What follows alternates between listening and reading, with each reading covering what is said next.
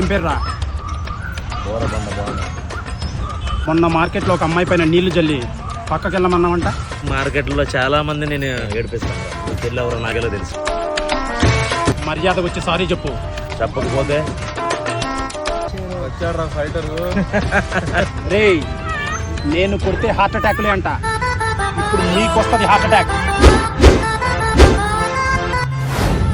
ఏంట్రా